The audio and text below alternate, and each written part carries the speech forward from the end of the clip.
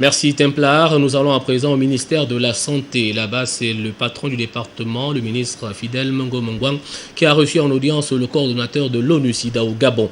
Les deux hommes ont dévisé sur les questions liées à la lutte contre le VIH-SIDA dans notre pays. Le compte rendu Lolita Obono, Serge Nzengi Mabila. Le coordonnateur de l'ONU-SIDA est venu s'entretenir avec le ministre de la Santé, Fidel Mongomongwang, sur plusieurs questions liées à la lutte contre le VIH-SIDA dans notre pays.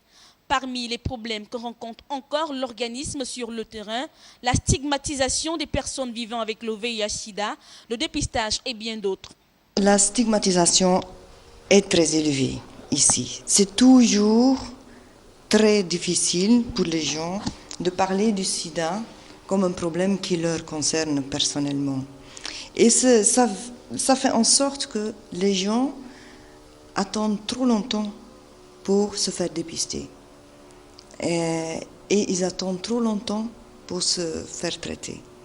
Et c'est dommage, puisqu'on a les médicaments, on a les structures, il faut se faire dépister et se faire traiter.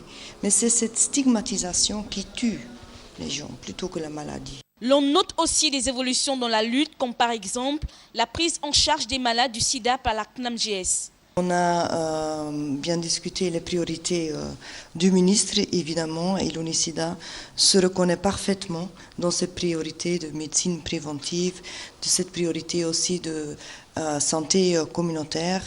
Et donc, on s'est déjà convenu comment on va travailler ensemble pour faire en sorte que, par exemple, la prise en charge des personnes qui vivent avec le VIH soit plus efficace et répond plus à leurs besoins.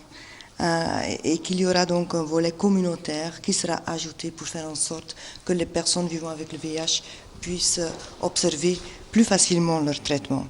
Évidemment, on est très content aussi que le CNAMGS va maintenant rembourser à 90% les frais liés au bilan pour faire la prise en charge. Déjà, les médicaments étaient gratuits et j'ai vu que l'engagement du ministre pour faire appliquer ces nouvelles lignes directrices est très fort. Donc j'en suis sûre que maintenant les blocages, les choses qui entravent les gens de chercher le dépistage et le traitement vont être réduites. La lutte contre le VIH-SIDA se poursuit et pour mieux combattre le fléau, une cartographie de santé sera réalisée.